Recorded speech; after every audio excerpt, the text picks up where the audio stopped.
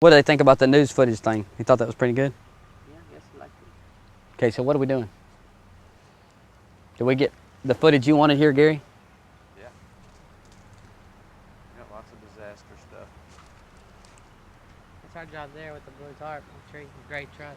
This debris that we're looking at by the street, the federal government is going to pay to have this picked up. Just to give you an example, whenever a disaster hits, everybody piles their debris at curbside.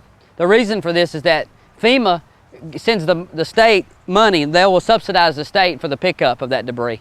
And that takes the burden off of the residents that have been in the disaster for a little bit of the cost.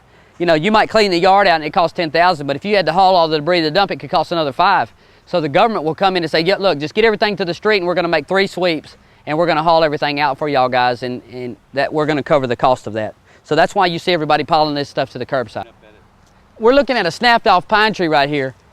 If you look back, this is a good example of what we see a lot at disasters. When you have either wind or ice on a pine tree, they're known to snap off about halfway up. The reason this can be dangerous is because the top section can fall from 50 foot up and land on your house, which could be deadly.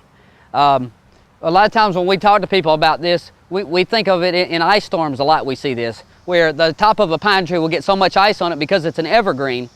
Pine trees do not lose their needles in the wintertime, so they gather a lot of ice where most trees have lost all their leaves. A pine tree is the one you see give the most problems in these ice storms. They will snap off like this right here and come down through a roof, and I've had customers that were laying in their bedroom that have told me they've had limbs come down like an arrow and jab through and hit the floor right by their bed. It said, you know, they want every pine tree out around the house because they don't ever want to have that happen again. So it can be scary having pine trees right close to the house within 15 or 20 foot. We're asked all the time, you know, should I cut a tree down or should I not cut it down? You know, there's no perfect answer when it comes to trees. As you're looking around here in this disaster, you see there's some trees standing and there's some trees that have fallen down.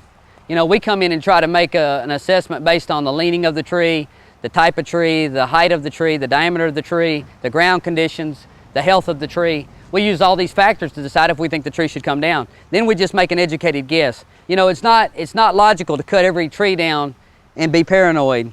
We tell people all the time, says, look, if you get carried away, you can cut every tree down, but we don't think that's necessarily reasonable.